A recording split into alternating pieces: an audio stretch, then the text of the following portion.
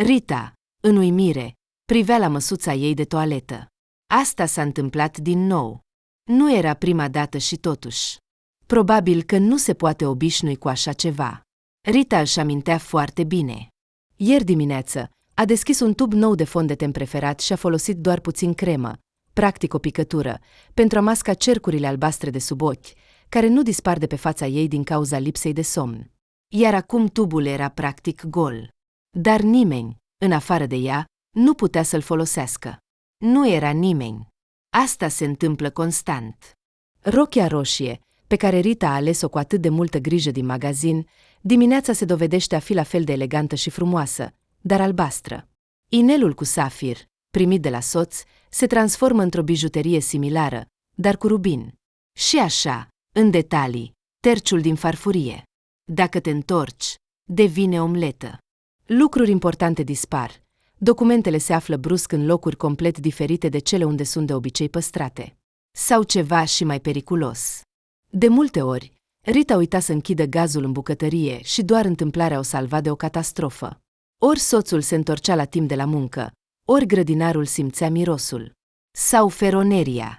Rita închide întotdeauna feroneria noaptea, dar acum, după ce se trezește, adesea vede feroneriile deschise în camera ei, chiar dacă afară vremea este rece.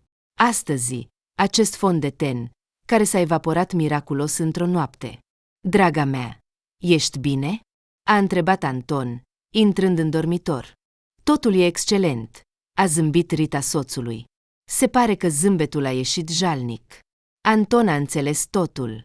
Ce s-a mai întâmplat? S-a apropiat și a îmbrățișat-o pe soție. În brațele lui calde și puternice, femeia se simțea întotdeauna mai liniștită. El era acolo, o iubea și nu-i va permite nimănui să-i facă rău. Din nou, Rita și-a ascuns nasul în umărul lui familiar. Încă puțin și lacrimile vor curge din nou. Nasul deja o ustura. Nimic. Anton a început să-i mângâie părul. Totul va fi bine. Am stabilit deja o întâlnire cu un medic foarte bun. Nu vreau la spital. Rita era pe punctul de a plânge. Știa că ceva nu era în regulă cu ea, dar îi era frică să se adreseze unui medic, unui astfel de medic, unui psihiatru. Dar ce dacă el va decide că pacienta lui nu este capabilă? Ce dacă îi va pune un diagnostic teribil? Până nu există un verdict, există speranță. Ce ai? Ce spital? Anton s-a retras puțin și a privit soției în ochi. Privirea lui era fermă, încrezătoare și în același timp bâlândă.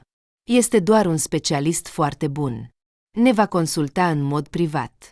Nu vor exista înregistrări nicăieri. Nu este vorba de spitale. Totul va fi bine, îți promit. Mă crezi? Te cred, a dat din cap Rita, ea nu se mai încredea de mult în sine, dar Anton rămânea pentru ea singurul bastion al stabilității în această lume care se îndreaptă rapid spre haos. Totuși, cu lumea, cel mai probabil, totul era în regulă. Problemele erau doar ale ei, ale Ritei, și păreau serioase. Totul a început, probabil, la un an după nuntă, un eveniment mult așteptat și, fără îndoială, fericit. Rita a început brusc să confunde și să uite totul. La început, astfel de episoade se întâmplau doar din când în când. Apoi, frecvența lor a început să crească. Nimic nu prevestea nenorocirea. Rita se simțea fericită și iubită. Experimenta pentru prima dată sentimente atât de puternice pentru un bărbat. Și cât de norocoasă a fost că el îi răspundea cu aceeași monedă. A fost pur și simplu minunat. Și apoi, iată, o neplăcere. Rita și Anton s-au cunoscut într-un moment foarte potrivit, când Rita se afla într-o stare de spirit și o dispoziție potrivită. Totul a început cu Petru, fratele mai mare al Ritei. El nu putea înțelege că sora lui a crescut, a devenit complet adultă, în ciuda faptului că Rita conducea deja departamentul de vânzări al unei companii locale de producție de feronerie din plastic și câștiga bine. Rita a ales intenționat să nu lucreze la firma fratelui, deși acolo, desigur, avea un loc cald pregătit pentru ea. Munca nu era grea, salariul era mai mult decât decent, dar fata dorea să dovedească că poate face totul singură, că nu este mai puțin puternică și inteligentă decât fratele ei. Nu, Ritei nu putea să nu-i placă fratele ei. Acesta, în condiții dificile, a reușit practic să-și construiască propria mini-imperiu, să ridice și să facă să funcționeze, ca un ceas, o întreagă fabrică de lactate. Mică, desigur, dar produsele lor erau căutate în oraș. Calitate înaltă la un preț acceptabil. Petru a mizat pe naturalețe și utilitate. Desigur, consumatorul nu putea să nu aprecieze asta. Și Petru a avut, cât de greu la început, deoarece, fiind student, a pierdut ambii părinți dintr-o dată. Tatăl nu a reușit să controleze mașina pe un drum alunecos, a fost derapat, iar nici șoferul, nici soția lui nu au supraviețuit. Pe un tânăr atât de tânăr a căzut o mare responsabilitate. Atât de multă durere și probleme, încât nu orice adult ar putea suporta. În plus, Petru a avut grijă de sora lui mai mică. Ritei atunci îi împlinise abia 10 ani.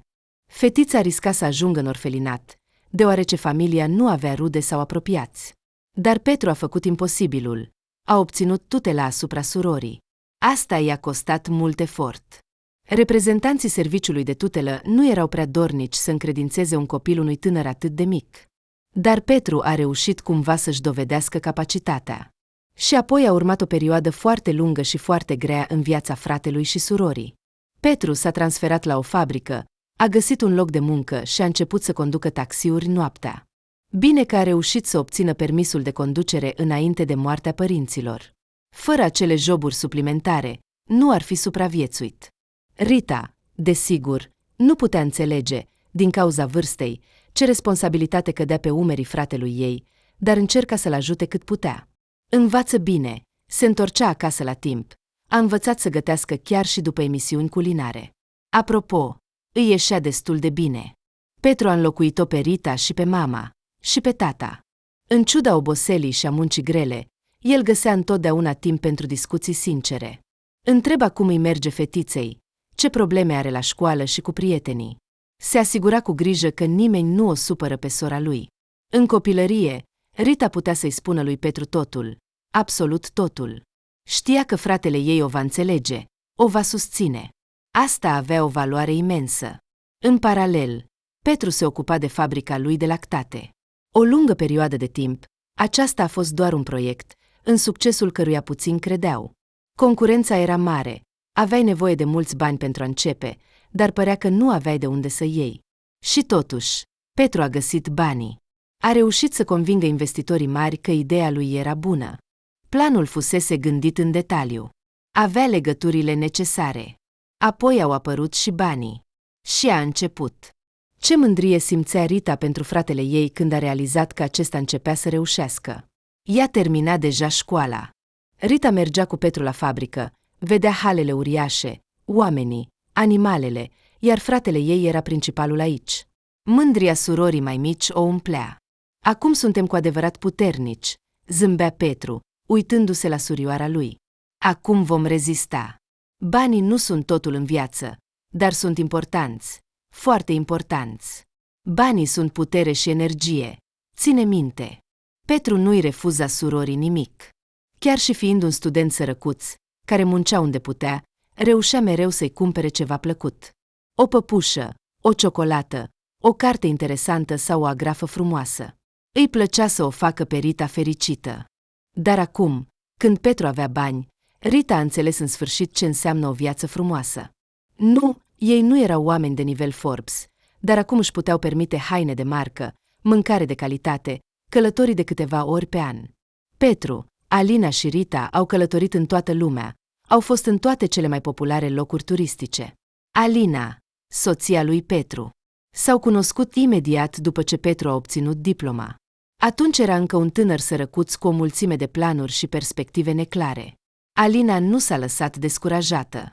L-a ajutat. Și cu sora, și în general. Apoi s-a mutat la Rita și Petru, pentru a fi mereu aproape. Rita și Alina au devenit foarte bune prietene. Desigur, când Petru și Alina s-au căsătorit, nimeni nu s-a mirat. Acești doi erau, ei bine, ca două jumătăți ale unui întreg. Alina a rămas alături în vremuri dificile, când Petru abia își croia drumul în viață. Și la fel ca Rita, l-a susținut pe Petru, a crezut în el. Împreună au reușit, au supraviețuit, chiar au zburat, iar asta i-a unit pe toți trei, făcându-i cu adevărat apropiați și dragi. Totul era bine în viața Ritei, dar un singur lucru îi umbrește fericirea, supravegherea excesivă a lui Petru. Fratele era o persoană destul de rațională, care știa să riște și se confrunta aproape în fiecare zi cu provocările vieții. Afacerea este un domeniu care nu este pentru slat. Dar în ceea ce o privește pe sora lui, se comporta ca o mamă îngrijorată. Totul a început în momentul în care Rita a crescut suficient pentru a merge la discoteci. Sarcina ta principală acum este să înveți, spunea Petru cu un ton de mentor în răspuns la cererile Ritei de a o lăsa să meargă în club cu prietenele. Nu ai împlinit încă 18 ani. Ce cluburi? Știi ce se întâmplă acolo? Îți poți imagina ce ar putea aștepta o tânără fată în astfel de locuri? Nu știu. Și nu voi ști până nu încerc. O fată frumoasă și neexperimentată nu are ce căuta în astfel de locuri. Dar unde să acumulez experiență? Dacă nu mă lași nicăieri, voi rămâne neexperimentată. Rita știa că Petru se comportă așa nu din răutate, ci pentru că o iubește foarte mult și este obișnuit să simtă responsabilitate pentru ea. I-a fost greu când, după tragedia cu părinții, a avut în grijă un copil atât de mic. Alina a ajutat la aplanarea conflictelor, ajutându-i pe frate și soră să găsească compromisuri. Rita mergea în club, dar trebuia să-i sune lui Petru la fiecare oră și să se întoarcă nu mai târziu de 2 noaptea. Petru o lăsa pe soră să meargă cu prietenele la mare, dar Rita promitea să fie atentă și să sune și să-i scrie fratelui la ora stabilită.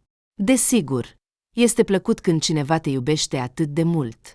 Rita știa că, indiferent ce s-ar întâmpla, are pe cineva care să o protejeze, care o va salva din orice situație neplăcută, dacă va fi cazul. Dar această supraveghere excesivă a lui Petru, care nu s-a slăbit nici după ce Rita a terminat universitatea, începea să o apese pe fată.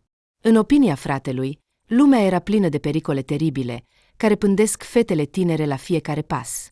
Și el, ca frate mai mare, trebuia să o protejeze pe sora lui. În general, în încercarea de a-și apăra independența, Rita a început să acționeze împotriva fratelui. În primul rând, a refuzat să lucreze la fabrica lui de lactate. Numai pentru că știa că Petru va încerca să o protejeze de probleme inutile și în muncă. Rita s-a angajat într-o companie complet diferită și, apropo, s-a descurcat foarte bine. După câteva luni, a fost promovată la șefia departamentului de vânzări. Rita era fericită. A dovedit fratelui că poate face ceva singură, fără protecția lui. Petru și Alina erau sincer fericiți pentru Rita. Ești o fată deșteaptă, poți face totul, totul vei reuși, zâmbea Petru cu mândrie, uitându-se la soră. Rita credea că acum, când a dovedit că este capabilă, Petru o va percepe ca pe o persoană adultă. Dar nu. Se pare că ea va rămâne pentru el o fetiță mică, care are nevoie de protecție. Supravegherea a continuat. Petru era în continuare interesat să știe unde și cu cine merge sora lui în weekend și când plănuiește să se întoarcă, dacă este foame, dacă se îmbracă bine și dacă a făcut revizia mașinii la timp. Rita locuia de mult timp separat, închiria un apartament și economisea pentru al ei. Fratele îi oferea să-i cumpere o locuință, avea posibilități. Dar Rita dorea să obțină totul singură, din principiu. Știa că va reuși. Iar cu el, Rita se certa adesea. Nu, o iubea foarte mult pe fratele ei și înțelegea de unde provenea această grijă exagerată. El răspundea pentru Rita în fața părinților, care nu mai erau în această lume. Simțea responsabilitatea pentru soră de când el însuși era aproape un copil. Probabil că acum este greu să iasă din acest rol. Și totuși, Petru o enerva uneori foarte tare. Rita se gândea deja la terapie de familie. Alina, totuși, considera că este inutil. Totul va fi bine. Petru va înțelege, în cele din urmă, că este timpul să slăbească controlul. El doar se teme foarte mult pentru tine. Rita spera că atunci când Petru și Alina vor avea propriul copil, fratele își va îndrepta atenția asupra bebelușului. Și Rita, în sfârșit, va deveni o persoană adultă în ochii lui. Și îi plăcea să aibă grijă de nepoți. Numai că nu reușea deloc cu copiii. Alina avea probleme de sănătate, pe care încerca să le rezolve. Din păcate, fără succes până acum. Era păcat pentru Petru și Alina. Din ei ar ieși părinții de Ali, iubitorii, grijulii, bâlânzi. Ar putea să-i arate copilului întreaga lume, să-i ofere tot ce are nevoie și chiar mai mult. Dar așa este nedreptatea. Apoi, s-a întâmplat ceva care a enervat-o atât de tare pe Rita, încât a lăsat totul și a plecat în Nant, într-un alt oraș, mare, zgomotos, îndepărtat, pentru a începe totul de la capăt. S-a întâmplat într-o dimineață obișnuită de lucru. Rita trebuia să meargă la fisc. Asta însemna că nu va fi la birou câteva ore. La inspecție, de obicei, sunt cozi, iar întrebarea era destul de complicată. Durează mult să te descurci. Dar acolo au întrerupt curentul. Prin urmare, întâlnirea a fost amânată pentru ziua următoare, iar Rita s-a întors la birou. A intrat în biroul șefului pentru a-l informa despre întârziere și, fără să ajungă la ușă, a auzit vocea fratelui ei. Asta a făcut-o să se ascundă, să asculte. Rita este o fată bună, se străduiește, se descurcă. Șeful fetei se plângea literalmente în fața lui Petru, care stătea în fața lui. Rita îi putea vedea bine prin ușa întredeschisă. Petru zâmbea mulțumit și dădea din cap. Ai o soră bună, o fată promițătoare. Fată. Cuvântul acesta a durut-o cumva mai mult. Dar, desigur, pentru șeful departamentului este încă verde, continua directorul. O supraveghem, nu-ți face gris, Petru Sergivic. Ea nu observă asta. Fata este pur și simplu minunată. Se străduiește foarte mult, învață repede, este deșteaptă. Bine, a dat din cap Petru. Să creadă că a obținut totul singură. Și că se descurcă la 100. Asta îi trebuie. Pentru încrederea în sine. Și obține o experiență colosală în funcția de conducere. Rita nu a mai vrut să asculte. A deschis ușa brusc și a intrat în birou, aruncând o privire disprețuitoare asupra fratelui. Ce scandal a făcut Rita acolo? I-a spus totul lui Petru. Șefului, de altfel, i-a revenit și lui o parte din furie. Rita nu s-a sfit să folosească expresii dure, pentru că înțelegea deja la acel moment că nu va rămâne să lucreze în această companie. Petru a încercat să o calmeze pe soră, dar în zadar. Tu mă controlezi mereu, de parcă aș avea 5 ani. Dar de data aceasta ai mers prea departe. Asta nu este normal. Ești nebun. Rita, ai dreptate. A fost greșit. Da. Niciun dar nu poate exista. Nu-mi dai voie să respir. Chiar și această muncă. Credeam că în sfârșit m-am găsit. Se pare că totul este doar o iluzie. Tu și aici mi-ai întins o plasă. Petru a încercat să mai spună ceva, să o oprească, dar Rita, din nou, trântind ușa, a ieșit în coridor. Mai repede de aici, din acest birou. Iată, Rita era deja în salonul mașinii ei, pe care, desigur, Petru i-a dăruit-o, pentru ca sora lui să ajungă ușor la universitate. Inima îi bătea atât de tare, încât părea că va ieși din piept. Trebuie să stau puțin, să mă liniștesc. Nu pot conduce în acest fel. Ce durere și supărare simțea Rita acum. Ea credea că a devenit șefa departamentului la o vârstă atât de tânără exclusiv datorită abilităților și muncii sale.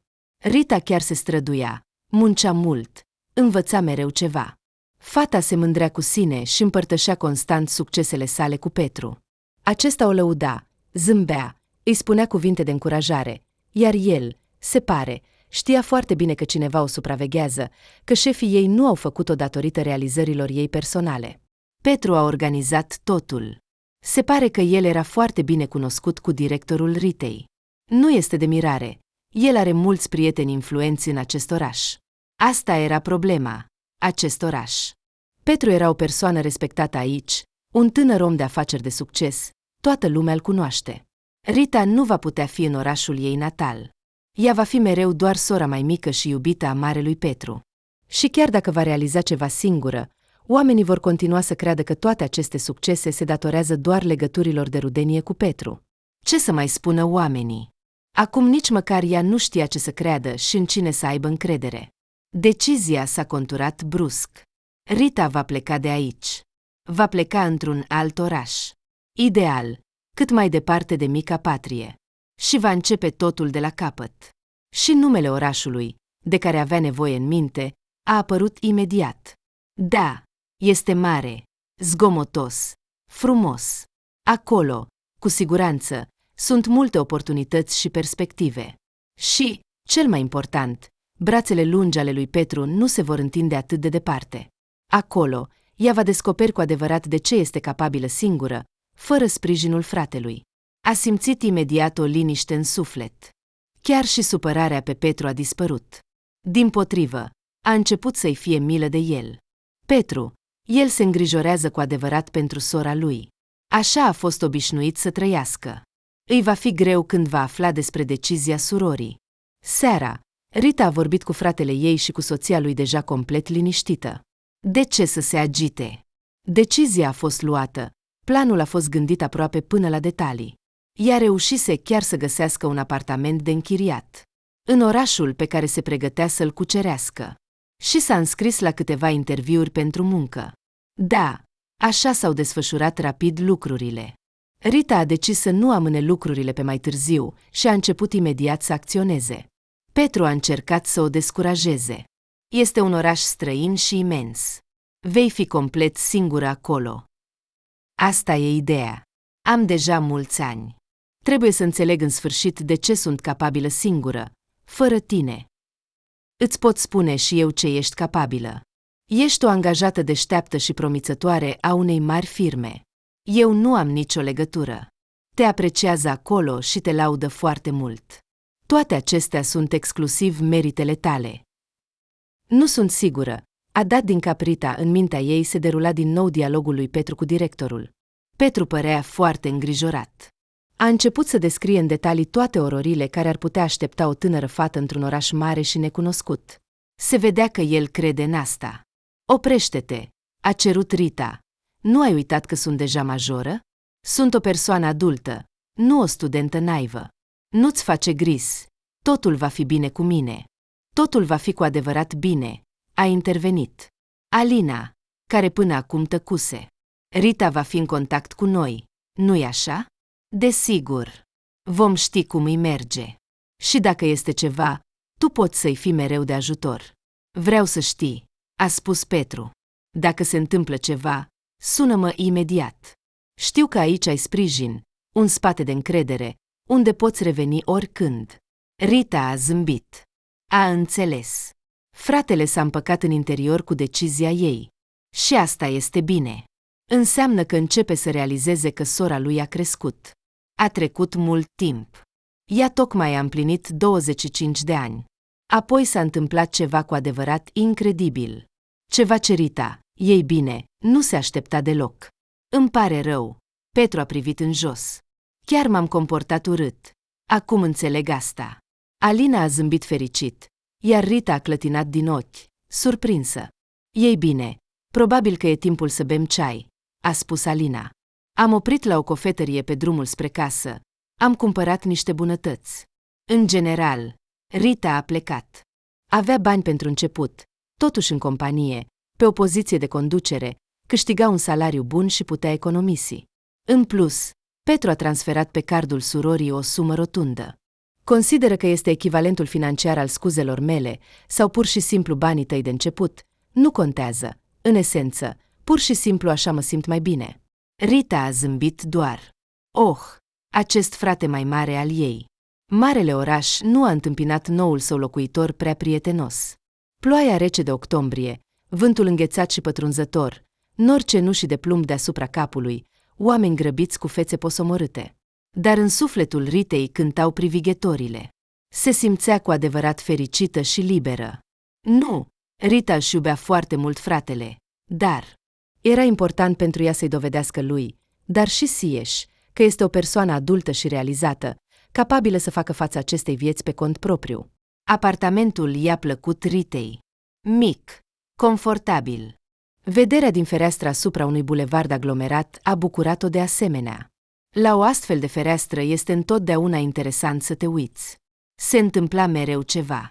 Nu avea nevoie de televizor. Apropo, în apartament nu era televizor.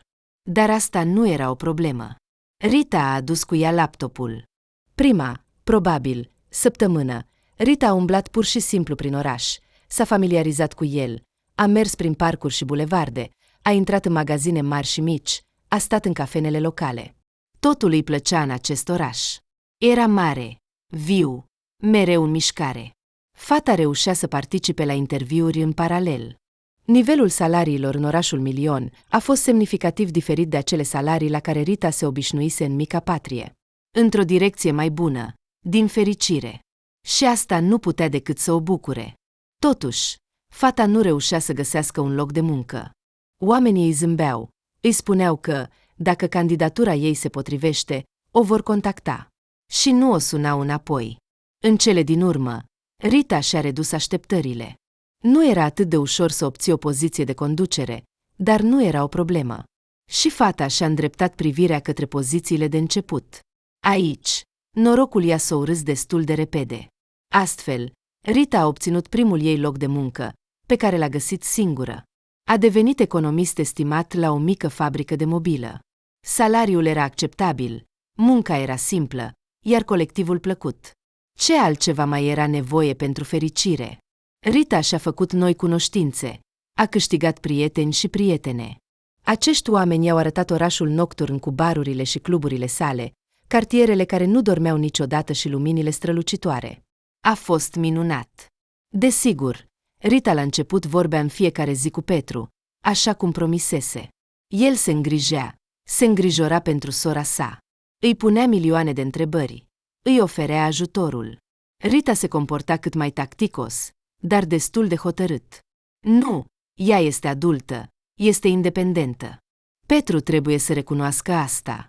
Și el a recunoscut în timp. Apelurile constante s-au oprit.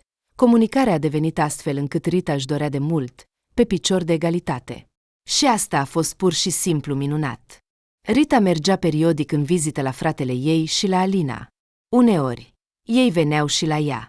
În general, legătura lor nu s-a rupt, dar protecția a dispărut, iar controlul constant s-a slăbit. În general, totul s-a așezat. Cât despre viața personală, aici Rita nu a avut prea mult noroc. Era o fată frumoasă, care atrăgea atenția bărbaților peste tot. Prin urmare, Rita avea de unde alege, dar dintr-un motiv oarecare, nu avea noroc. Romanele, care începeau atât de frumos și promițător, se încheiau invariabil cu dezamăgire. Și după unele despărțiri, un sentiment neplăcut rămânea mult timp în suflet. Rita își dorea deja o familie, poate chiar copii. Nu, îi plăcea, desigur, libertatea. Că aparținea doar ei însăși și putea pleca oriunde în orice moment. Dar îi lipsea și un număr de încredere lângă ea. O persoană care să o îmbrățișeze, să o susțină, să o înțeleagă mereu. Rita avea un exemplu de relații ideale între soți. Și fratele ei, și Alina. Ei păreau că se înțeleg dintr-o privire. Uneori se mai și certau, dar fără umilințe, ci cu o disponibilitate totală de a-l asculta pe partener și de a încerca să înțeleagă punctul său de vedere. Numai că nu era el, acel om, iar singurătatea începea să o apese pe Rita în acel moment. Ea l-a întâlnit pe Anton, complet întâmplător, parcă soarta s-a amestecat. Era aniversarea șefului Ritei. O senzație de sărbătoare plutea în birou încă de dimineață. Angajații l-au felicitat foarte frumos pe director. L-au întâmpinat în hol cu flori și baloane, i-au cântat o melodie adaptată și învățată dinainte. A fost vesel. Apoi, toată ziua, în birou apăreau oameni cu flori și pungi de cadouri din carton. O adevărată pelerinaj. Unul dintre acești pelerini era un tânăr în costum de afaceri cu un zâmbet fermecător. S-au ciocnit în hol. Rita venea din contabilitate cu un dosar de acte, iar el stătea pur și simplu, privind în jur. Puțin confuz. Așa i s-a părut Ritei. Domnișoară, îmi pare rău, nu mi-ați putea orienta? Unde se află biroul lui Lev Andrivici? Rita a înțeles imediat. Acesta era un alt felicitator.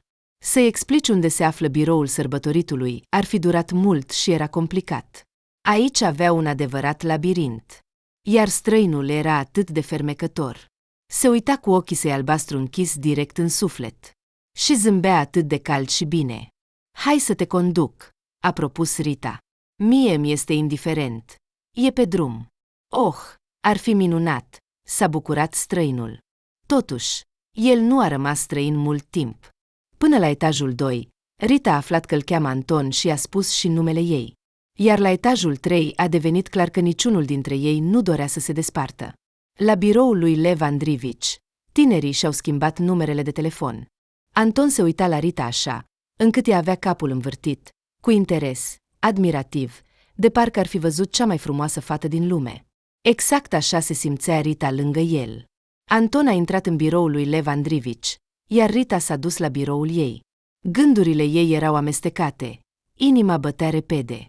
El a sunat aproape de sfârșitul zilei de lucru și a propus să vină să o ia pe Rita. Tania a început să recunoască că ea conduce.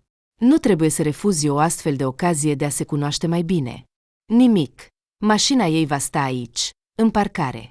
Iar mâine dimineață Rita va chema un taxi. Ca să ajungă la muncă. În acea seară, s-au cunoscut cu adevărat. Au aflat totul unul despre celălalt, deoarece amândoi au fost extrem de deschiși. Anton s-a dovedit a fi fiul unui antreprenor cunoscut în oraș. Tatăl său avea un imperiu alimentar, mini-fabrici de producție de produse de marcă, o rețea de magazine. Rita înțelegea perfect ce înseamnă acești bani și puterea. Probabil, Anton a crescut ca un mic prinț, fără a cunoaște refuzul în nimic. Dar se comporta simplu și natural, fără niciun fel de pompozitate, specifică celor care au avut de-a face cu Rita înainte.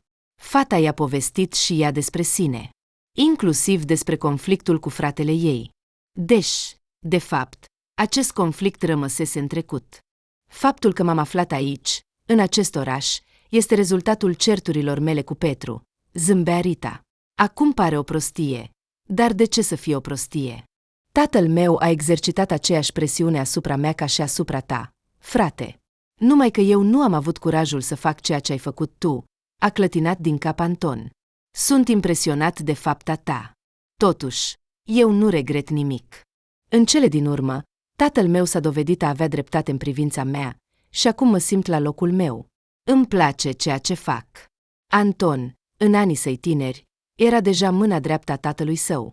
Se implica în detaliile afacerii, deoarece în timp urma să preia conducerea. Și se descurca foarte bine, judecând după toate. Se întâlneau acum în fiecare zi, se distrau întotdeauna și petreceau timp plăcut împreună. Vizitau locuri frumoase, vorbeau mult despre tot ce există pe lume. Râdeau adesea. Totuși, Anton nu o prezenta pe Rita prietenilor săi. Și nici nu era dornic să se întâlnească cu compania Ritei. De ce ne-ar trebui altcineva? Se mira el, dacă fata propunea să meargă în vizită la prietena ei sau să petreacă timp cu colegii ei în natură. Nu vreau ca cineva să ne deranjeze cu prezența lui. Și aceste cuvinte erau foarte plăcute pentru Rita, îi plăcea atitudinea lui Anton. Alături de el se simțea iubită și frumoasă.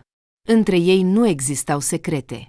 Rita i-a povestit lui Anton despre conflictul ei cu fratele, iar el nu a ascuns de iubita sa adevărul despre mama sa. Femeia care l-a născut și l-a crescut pe Anton a înnebunit. Se pare că, odată cu vârsta, a apărut o boală genetică. La început, totul era bine. O femeie obișnuită, care își iubea fiul și soțul.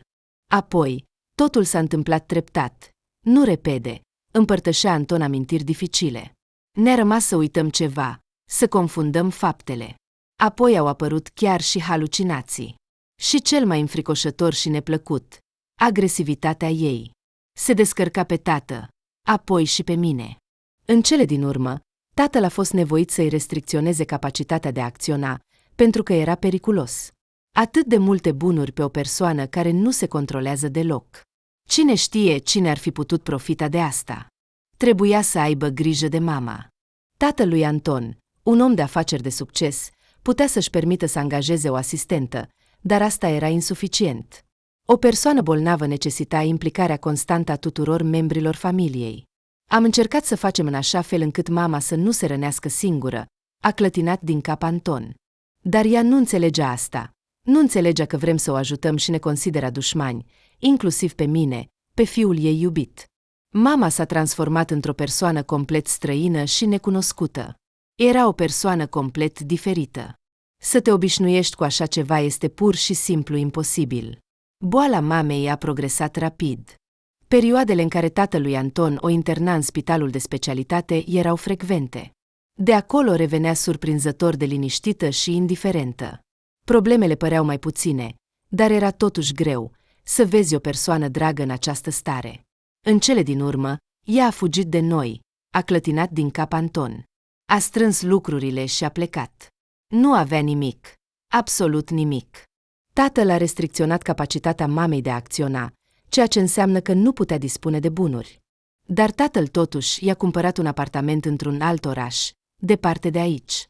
Se părea că mama a început o nouă viață acolo, cu cineva din trecutul ei, un admirator mai vechi. El îi satisface nebunia. Mama a decis să trăiască departe de noi. Ne consideră în continuare dușmani. Dar cum? Cum poate o persoană atât de bolnavă să trăiască singură? S-a mirat Rita. Din povestirile lui Anton reieșea că mama lui avea nevoie de supraveghere constantă. Tratamentul pe care i l-a dat tatăl a îmbunătățit mult starea ei. Mama poate funcționa în societate. Uitarea a dispărut. Nu este periculoasă pentru sine și pentru cei din jur. Aceasta este concluzia specialistului. Dar unele ciudățenii au rămas totuși. Ea îl urăște pe tată, care a făcut atât de multe pentru ea, îl consideră un om groaznic, un trădător. Și, ceea ce este cel mai greu pentru mine, mama mă urăște și pe mine.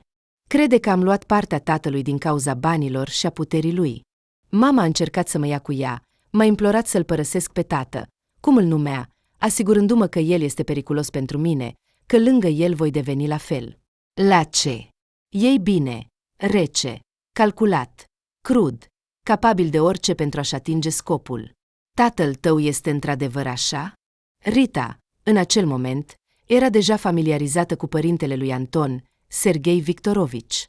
El făcea o impresie foarte plăcută, era impecabil de politicos, inteligent, binevoitor, deloc asemănător cu un monstru.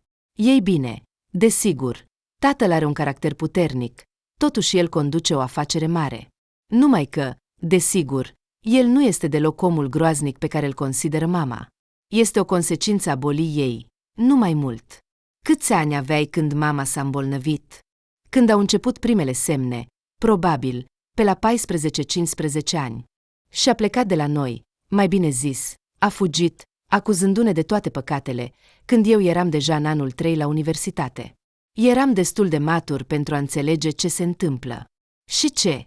De atunci nu mai comunicați deloc? Comunicăm din când în când, ne scriem și mai rar ne sunăm. Îmi este greu să vorbesc cu ea. Ea trăiește în lumea ei.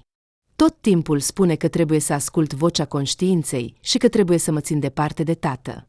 Mă consideră un trădător, dar în același timp încearcă, în opinia ei, să îndrume fiul pe calea cea bună.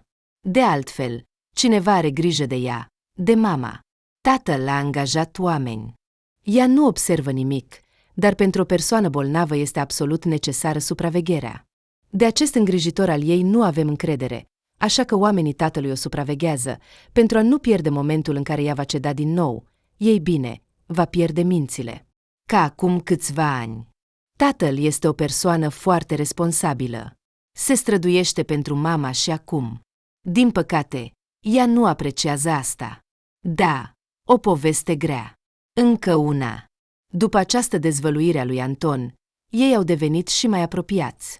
El a împărtășit un secret, unul intim, greu. S-a deschis complet în fața Ritei. Probabil, i-a costat mult efort. Un an după ce s-au cunoscut, Anton i-a propus Ritei mâna și inima. Dar propunerea nu a fost făcută așa cum se întâmplă în majoritatea cuplurilor. Discuția a fost serioasă. Rita, te iubesc și vreau să-mi leg viața de tine. Nu văd pe nimeni altcineva lângă mine în rolul de soție. Rita s-a uitat uimită la Anton. Am decis de mult să-ți fac propunerea. Am cumpărat inelul acum câteva luni. Dar de ce am întârziat atât de mult? Rita nu a putut să-și stăpânească zâmbetul. În burtă, parcă sute de fluturi zburau. Nu este atât de simplu. Știi, ți-am povestit despre mama. Această boală a ei. Poate că are un caracter genetic. Înțelegi? Nu aș vrea ca noi să avem copii. Nu, mi-aș dori foarte mult, dar mă tem că ei ar putea moșteni asta. Înțelegi? Rita a dat din cap. Desigur, se gândise la asta. De multe ori, din momentul în care Anton i-a spus adevărul despre mama sa. Decizia lui Anton de a nu avea copii a fost dictată de bunul simț, egoist să aduci pe lume oameni care ar putea fi bolnavi. Și Rita era pregătită pentru asta. Era pregătită să renunțe la maternitate, doar pentru a rămâne alături de omul pe care îl iubea. În cele din urmă, ar putea adopta un copil dintr-un orfelinat. Astfel de instituții sunt pline de copii nevoiași. Așa că, înainte de a răspunde, gândește-te bine, cântărește totul cum trebuie. Ce să mai gândești? Desigur, sunt de acord, a declarat Rita cu încredere. Și l-a îmbrățișat strâns pe Anton. Avea o față atât de uimită, de parcă nu credea în fericirea lui. Arăta foarte emoționant. Nunta a fost grandioasă, luxoasă. Despre ea s-a scris chiar și în publicațiile locale. Petru și Alina au venit. Apropo, fratele Miresei și tatăl Mirelui, Serghei Victorovici, s-au înțeles rapid, ceea ce a plăcut foarte mult Ritei. Apoi a început viața de familie adevărată. Tinerii au decis să-și facă cuib în apartamentul lui Anton. Spațios, mobilat cu stil, cu o renovare recentă. Aici era bine și confortabil. Dar după un an de viață fericită în familie, a început asta. Rita a realizat brusc că totul se amesteca constant. Date, timp, fapte. Uita unde a pus un lucru sau altul. Chiar și în spațiu se orienta cu greu.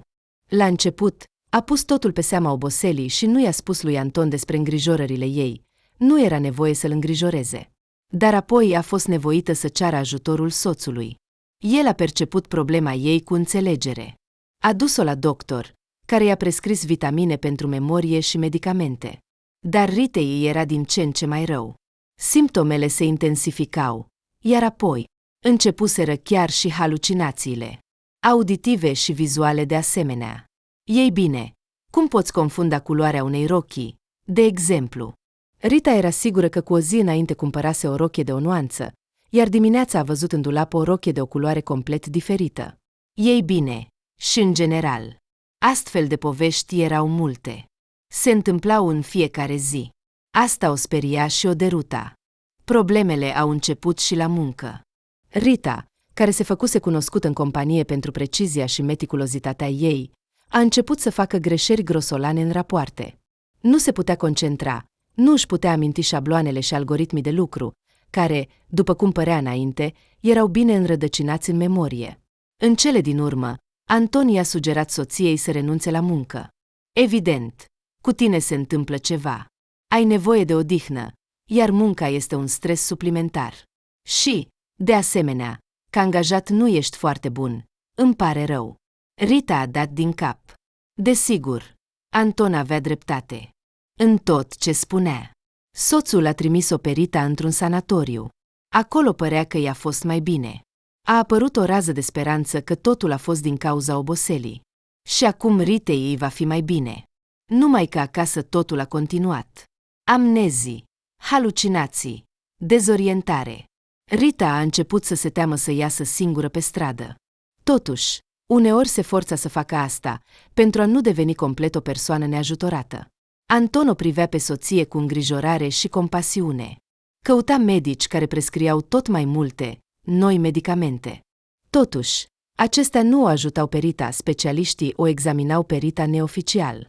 Nu se făceau înregistrări în dosar. Anton spunea că așa este mai bine pentru moment, pentru că, ei bine, asta va trece mai devreme sau mai târziu, iar înregistrările vor rămâne. Cine știe cum ar putea afecta cariera ta viitoare? Și dacă ne gândim să adoptăm un copil din orfelinat? Cred că diagnosticul unei mame potențiale ar putea interfera aici. Rita era de acord și aici cu Anton. Ea nu știa pe cine să mulțumească pentru un soț atât de grijuliu și înțelegător. Este atât de important să simți sprijinul unei persoane dragi, când ți se întâmplă așa ceva. Astăzi, Rita avea planuri, de aceea s-a așezat la masa de toaletă. Voia să-și facă un machiaj ușor, să mascheze cearcănele. Femeia se pregătea să iasă pe stradă și trebuia să arate corespunzător. Rita a auzit din întâmplare o conversație între Anton și tatăl său. Din acest dialog a devenit clar că Anna Nicolaevna, acea femeie care cândva și-a părăsit soțul și fiul, a fugit de ei din cauza bolii sale, vine în oraș. Mama lui Anton. După ce Anton a terminat conversația cu tatăl său, Rita l-a asaltat cu întrebări. Mama ta vine, nu-i așa? Te duci să o întâlnești la gară. Se întoarce sau este doar o vizită? Îți este dor de ea? Iubita mea, ești atât de curioasă, îngăduitoare, ca un copil mic, a zâmbit Anton. Chiar nu știu de unde să încep. Atâtea întrebări. Pot să mă întâlnesc cu ea? Ei bine, asta nu ar trebui, a clătinat din cap bărbatul. Înțelegi, mama este o persoană profund bolnavă. Și tu ești cumva instabilă acum. Nu cred că interacțiunea va fi benefică pentru amândouă. Dar cum? Nu vrea să se întâlnească cu soția singurului său fiu? Crede-mă, nu are niciun sentiment de rudenie față de mine. Boala a distrus totul. Mama a venit exclusiv pentru a rezolva anumite probleme cu documentele. O voi ajuta în asta. Desigur. O voi întâlni. O voi însoți unde trebuie. Este datoria mea ca fiu. Rita a dat din cap din nou. Se obișnuise să-l asculte pe Anton în tot. Dacă el crede că este mai bine să nu se întâlnească cu Anna Nicolaevna, atunci cu siguranță este așa. Totuși, Rita dorea să o vadă pe soacra ei. Ea însăși nu știa de ce. Este o persoană care l-a crescut pe soțul ei iubit, deci este o persoană importantă și în destinul ei, Ritei. În plus, fără muncă, fără comunicare cu prietenii, Ritei era plictisitor în cele 4 pereți. Așa că, doar să o privească pe Anna Nicolaevna de la distanță, și atât. Rita s-a pregătit. A chemat un taxi. Să se așeze la volan în ultima vreme îi era frică. Cine știe, poate o va lovi din nou pe drum. O nenorocire se poate întâmpla cu ușurință. Femeia a îmbrăcat un costum nou de pantaloni și ochelari de soare pe jumătate de față, astfel încât Anton, dacă cumva, să nu o recunoască. În această formă, Rita a apărut pe peron. Știa pe ce linii sosește trenul cu Anna Nicolaevna. A văzut înregistrarea în carnetul lui Anton, așa că a reținut. Uneori, ceva se mai păstra în memoria ei. La gară era aglomerat. Pasageri și întâmpinători, și cei care plecau. Se grăbeau undeva, se împingeau, se agita. Rita s-a retras puțin în lateral. Mai erau încă 20 de minute până la sosirea trenului. Nu voia să petreacă tot acest timp în mulțime. Rita s-a așezat pe treptele unei clădiri vechi mici. Poate că era închisă de mult de o casă de bilete sau era o cameră de serviciu. Aici era liniște, calm. Și deodată, atenția femeii a fost atrasă de o scenă ciudată. Adolescenții. O mulțime formată din băieți și câteva fete de aproximativ 13-15 ani. Îi înconjurau pe cineva și evident că se băteau joc de acea persoană. Se auzeau râsete neplăcute, glume răutăcioase. Judecând după mișcările adolescenților, se împingeau între ei cu cineva fragil și mic. Rita, înainte de a se gândi la posibilele consecințe, s-a îndreptat spre acea mulțime. Simțea în adâncul ei că cineva slab și neajutorat avea nevoie de ajutorul ei. Abia mai târziu, analizând situația, femeia a realizat că adolescenții ar fi putut face orice și cu ea. Din punct de vedere fizic, erau deja aproape la fel de puternici ca oamenii adulți. Dar, se pare, a funcționat efectul surprizei. În plus, Rita în ochii acelor copii răi era totuși un reprezentant al lumii adulților. În general, au reacționat la apariția ei exact așa cum trebuia. Hei, ce faceți aici? Fețele unor băieți erau confuze, iar pe unele se putea citi frica. Dar unul dintre băieți deja începea să strălucească cu obrăznicie în ochi. Acum chem poliția. Ce ați făcut aici? Înțelegeți măcar ce vă poate costa asta? Mie nu-mi pasă. Am 13 ani, a declarat cu o încredere ostentativă cel mai tânăr băiat. Ai 13 ani, te vei alege cu o înregistrare. Cei rămași vor răspunde pe deplin. După aceste cuvinte, adolescenții au dispărut ca prin farmec. Iată-i că erau acolo, și deodată, printr-o mișcare magică a unei baghete, fără nicio comandă, întreaga mulțime s-a îndreptat spre piața Gării. Iar în curtea din spate a vechiului clădiri deteriorate au rămas doar 2 persoane, Rita și victima acestei mulțimi de jacali, o fetiță țigancă de aproximativ 14 ani. Părul negru, zbârlit, ochii căprii, speriați, deschiși larg, pe obraje se vedeau pete roșii, strălucind pe fața ei bronzată. Fusta lungă și colorată a fetiței era plină de pete de murdărie. Ce faci?" s-a adresat Rita țigăncii. Bine," a răspuns ea încet, examinând-o cu atenție pe salvatoarea ei. Mulțumesc că m-ai apărat. Ai riscat. De altfel. Cum așa? Așa, sunt periculoși. Ar fi putut să se năpustească și asupra ta. Eu sunt adultă. Și ce? Ei stau mereu pe gară, chiar și la bărbați adulți fură, mai ales le place să le verifice buzunarele beținilor. Și mai spun despre noi, țiganii, că suntem așa. Ce voiau de la tine? Să-mi iau aurul, inelele, cerceii. Acestea sunt cadouri de la bunica. Nu le-aș da niciodată. Probabil ar trebui să-i denunț la poliție. Dar la ce bun? L-ai văzut pe cel mai mic? Are un unchi șeful acestui sector. Știe tot despre ei. Nu va face nimic nimănui. Ascultă, dar tu, probabil, ești încă în pericol, a presupus Rita. Ei nu te vor lăsa în pace, nu-i așa? Așa că hai să te însoțesc la adulții tăi, ca să nu se mai lege de tine pe drum. Nu se vor lega, a declarat cu încredere țiganca. Acum sunt în siguranță, spre deosebire de tine. Ce? Nu a înțeles Rita. Ești în pericol. Marei, pur și simplu uriaș. Fetița spunea toate acestea, privindu-le pe Rita direct în ochi. Văd. Ești în necaz. Și, știi, totul s-ar putea termina foarte tragic. Despre ce vorbești? Poți să-mi dai mai multe detalii? Rita se uita la țigancă cu o privire imploratoare. Dintr-un motiv anume, credea această fetiță, credea fiecărui cuvânt al ei, dar în minte avea și alte gânduri. Dar ce, dacă toate acestea sunt doar o iluzie pentru Rita? Ce dacă este una dintre acele halucinații ale ei? Adevărul este că niciodată viziunile nu au fost atât de vii și realiste. Nu văd detalii. Nu sunt încă atât de puternic înghicit, ca bunica mea. Dar văd necazul. Văd o persoană lângă tine. Puternică, frumoasă, dar nu poți să-i acorzi încredere. Te duce în abis. Lent, cu grijă, ca un păianjen. Și tu îl iubești. Nu-i da crezare. Asta ce? Este soțul meu? Vreau foarte mult să te ajut. Tu m-ai salvat, dar nu pot. Țiganca a lovit cu pumnul deschis în palma ei. Nu reușesc. Văd doar că este o persoană cu care trebuie neapărat să vorbești. Și această persoană este foarte aproape. Se apropie repede, chiar spre acest loc. Probabil că acum este în tren venind aici. Se pare că da. Se apropie. Vine cu trenul. Așa că, probabil, este soacra mea. Dar nu ar trebui să vorbesc cu ea, a spus soțul meu, pentru că soacra este o persoană bolnavă, are probleme, ei bine, cu mintea. Nu știu, a ridicat fetița din umeri. Se uita cu atenție în ochii Ritei, ca și cum ar încerca să citească ceva important acolo. Această persoană care se apropie, ea va fi singura care îți va spune adevărul. Da, nu vă cunoașteți personal, văd asta. Dar această persoană știe multe despre tine. Se pare că înțelege că ești în pericol și vrea să te ajute cumva.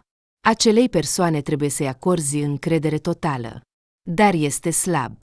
Nu înțeleg nimic. Totul ar trebui să fie invers. Spui că acum soacra ta vine cu trenul aici? Da, soțul a plecat să o întâlnească, iar eu sunt aici. Sfatul meu, dacă vrei să trăiești fericit, vorbește cu ea, în privat, fără soț, față în față. Și tot ce va spune ea este adevărul pur. M-am încurcat complet. Îmi pare rău, trebuie să plec, a spus deodată țiganca. Nu te îngrijora pentru mine. Acești lud deja caută în altă parte. Nu mă vor prinde astăzi din nou. Spunând asta, fetița s-a grăbit spre peron și a dispărut repede în mulțime. Rita a stat în gânduri încă puțin, apoi s-a îndreptat spre căile ferate, unde, în aproximativ 5 minute, urma să sosească trenul dorit. De departe, Rita a observat cum soțul ei ajută o femeie îmbrăcată elegant să coboare din tren. Anna Nicolaevna arăta ca o adevărată doamnă, zveltă, dreaptă, stilată, îmbrăcată scump. Anton și Anna Nicolaevna mergeau repede pe peron. Discutau animat despre ceva. Rita s-a ținut puțin mai departe de ei. Inițial, planul ei era să o vadă doar pe soacră. Dintr-un motiv anume, în casă nu erau deloc fotografii cu ea, doar câteva poze din perioada în care Anton era încă un copil. Dar acum, după cuvintele tinerei țigănci, Rita a înțeles, trebuie să vorbească cu această femeie, este obligată. Anton și mama lui au intrat în cafeneaua de lângă gară. Au comandat cafea, prăjituri. Judecând după toate, Intenționau să discute aici despre ceva. Și atunci Anton a primit un telefon. A răspuns. Apoi a ieșit din cafenea și s-a așezat lângă un parc. Așa se întâmpla adesea. Uneori, pentru o problemă importantă, îl sunau angajații sau partenerii. Și dacă Anton s-a retras, înseamnă că discuția va fi lungă. Anna Nicolaevna a rămas în acel moment singură în cafenea. Și Rita a înțeles. Acesta este șansa ei. O șansă de a vorbi cu soacra față în față, așa cum îi sugerase țiganca. Ce pierde? De fapt, nimic. În cel mai rău caz, Anna Nicolaevna o va considera ciudată. Ei bine, la asta s-a obișnuit Rita, toată lumea a început să creadă asta despre ea în ultima vreme, și nu fără motiv. Pur și simplu, țiganca a insistat atât de ferm asupra acestei discuții. Și dintr-un motiv anume, Rita a crezut-o.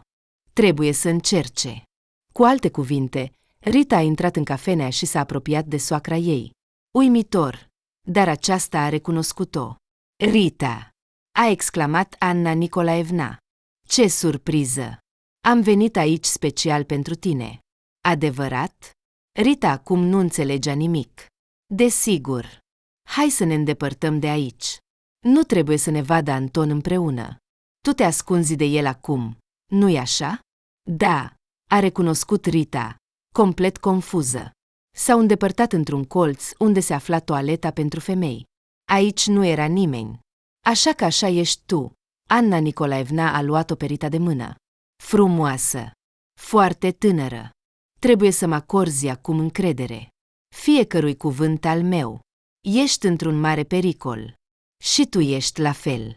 Ce? Pur și simplu nu ești prima care îmi spune asta astăzi. Ascultă cu atenție, a continuat Anna Nicolaevna. Timpul nostru este foarte scurt. Știu că Anton ți-a vorbit despre mine. Că sunt nebună, că nu trebuie să ai încredere în mine, că este periculos să mă vezi. Dar nu este așa. Eu sunt normală și tu ești la fel. Ești bine, nu ești bolnavă. Rita a tremurat. Se pare că Anna Nicolaevna știe ceva despre starea ei. Interesant, i-a spus Anton. Rita nu a împărtășit nici măcar grijile ei lui Petru. Nu a vrut să-l îngrijoreze. Nu te mira.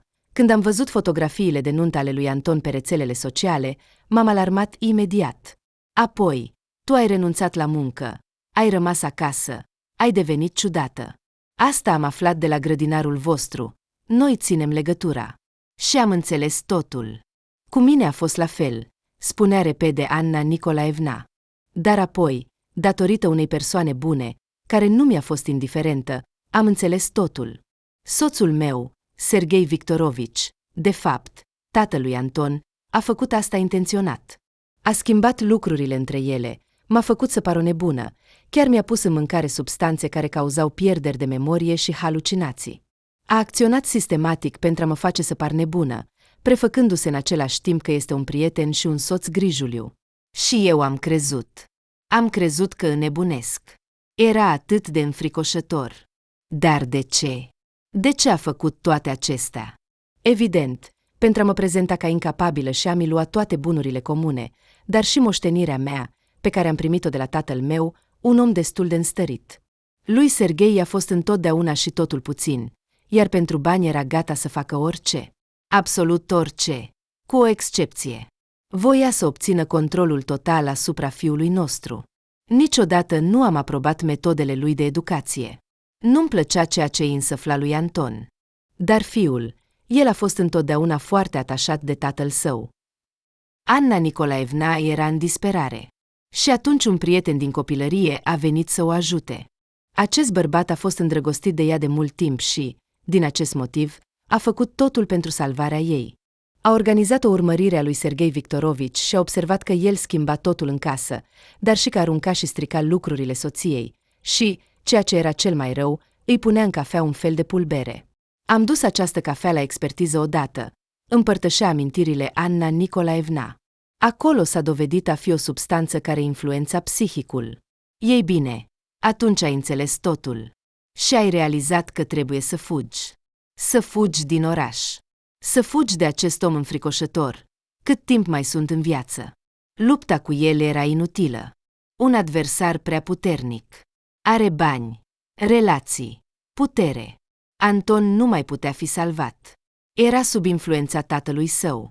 De asemenea, era gata să facă orice pentru bani. Dureros de recunoscut, dar genele și-au spus cuvântul. E atât de greu de crezut. Este greu, înțeleg, fetiță, dar gândește-te, ție ți se întâmplă acum același lucru, nu-i așa? Rita a dat încet din cap. Da, tot același lucru. Halucinații, pierderi de memorie, un haos constant cu lucrurile. Și totuși, era greu de crezut. Ei bine, pleacă. Ieși pe ușa din spate, a trecut la șoapta Anna Nicolaevna. El s-a întors deja în sală.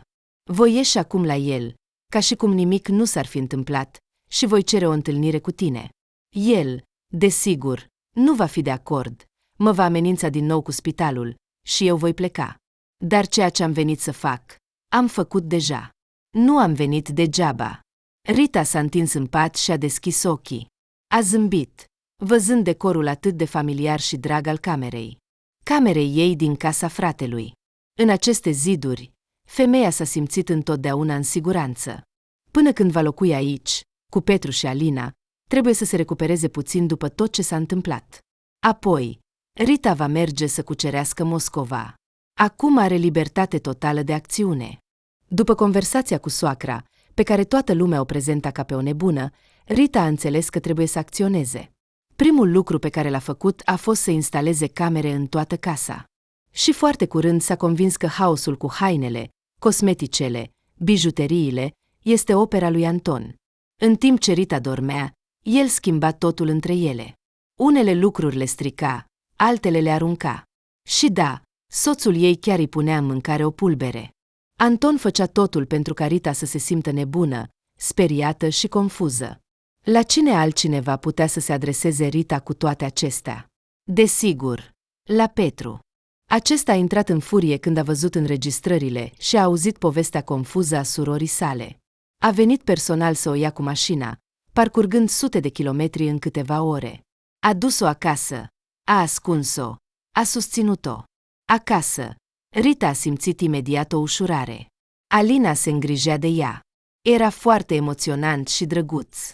Între timp, Petru se înțelegea cu Anton pentru o întâlnire. Rita se temea că se va întâmpla ceva înfricoșător, că fratele ei va suferi. Dar Petru nu era atât de prost încât să meargă la întâlnire singur. De asemenea, Anton prefera să nu riște, mai ales că Petru avea dovezi video, care, dacă era nevoie, puteau fi folosite ca probe. În general, Rita nu știa prin ce căi, dar Petru a aflat esențialul. Anton încerca să o aducă pe Rita în disperare, să o prezinte ca pe o bolnavă și complet nebună, pentru a extrage apoi de la fratele ei bani pentru tratamentul femeii la psihiatri privați, care nu vor face înregistrări oficiale și nu vor pune diagnostice care ar putea să o declare pe Rita incapabilă pe viață. Planul era să-i ia treptat lui Petru fabrica. Așa că acesta era modul de a câștiga bani din sentimentele unui om de afaceri de succes față de sora sa mai mică. Rita era doar o monedă de schimb. Scopul principal al lui Anton de la bun început a fost Petru. În general, Anton și Rita au fost despărțiți rapid. Nu au reușit să dobândească bunuri comune, iar copiii, din fericire, de asemenea, nu. Așa că divorțul a avut loc rapid și ușor. Rita s-a ridicat din pat, s-a apropiat de măsuța de toaletă. Toate borcanele de pe ea erau exact așa cum le lăsase ieri.